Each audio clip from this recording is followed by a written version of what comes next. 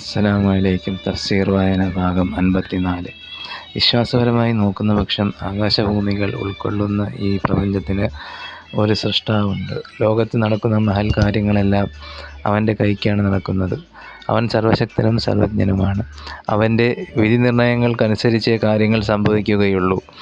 സൃഷ്ടികളിൽ മലക്കുകളാകുന്ന ഒരുതരം ആത്മീയ ജീവികളുണ്ട്. അവർ പരിശുദ്ധരാണെന്നിങ്ങനെയുള്ള വിശ്വാസങ്ങൾ അറബികൾക്കുണ്ടായിരുന്നു. പക്ഷേ സിദ്ധാന്തങ്ങളും തത്വങ്ങളും ഇങ്ങനെയെല്ലാമായിരുന്നുവെങ്കിലും ആ അടിസ്ഥാനത്തിലായിരുന്നില്ല അവരുടെ ജീവിത രീതി.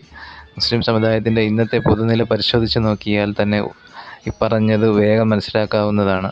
മൂലതത്വങ്ങളും പ്രധാന കടമകളുമെല്ലാം മനസ്സുകൊണ്ടും വാക്കുകൊണ്ടും അംഗീകരിക്കുന്നതോടൊപ്പം അനുഷ്ഠാന രംഗത്ത് നാം കാണുന്നതെന്താണ്? നമസ്കാരം, നോമ്പ്, സക്കാത്ത് മുതലായവ തീരെ ഉപേക്ഷിക്കുകയും കള്ളുകുടി, പലിശ, അക്രമം, കളവ്, വ്യഭിചാരം തുടങ്ങിയവ നിസ്സങ്കോചം പതിവാക്കിക്കൊണ്ടിരിക്കുകയും ചെയ്യുന്നവരുടെ സംഖ്യ ഒത്തുനോക്കുക. തൗഹീദാണ്, ഏകദൈവ വിശ്വാസമാണ് തങ്ങളുടെ അടിസ്ഥാന വിശ്വാസമെന്ന് സമ്മതിക്കാത്ത മുസ്ലിം നാമധാരികൾ ഉണ്ടായിരിക്കുകയില്ല.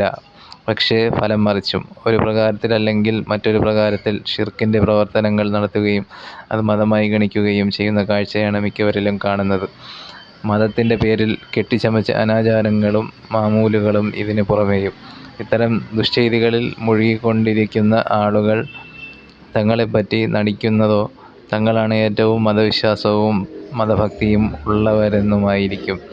ഏറെക്കുറെ ഈ നില തന്നെയായിരുന്നു അറബി മുശ്രിക്കുകളുടേതും. ചില വശങ്ങളിൽ അവർ കൂടുതൽ അതിരു കവിഞ്ഞിരുന്നുവെന്നു മാത്രം.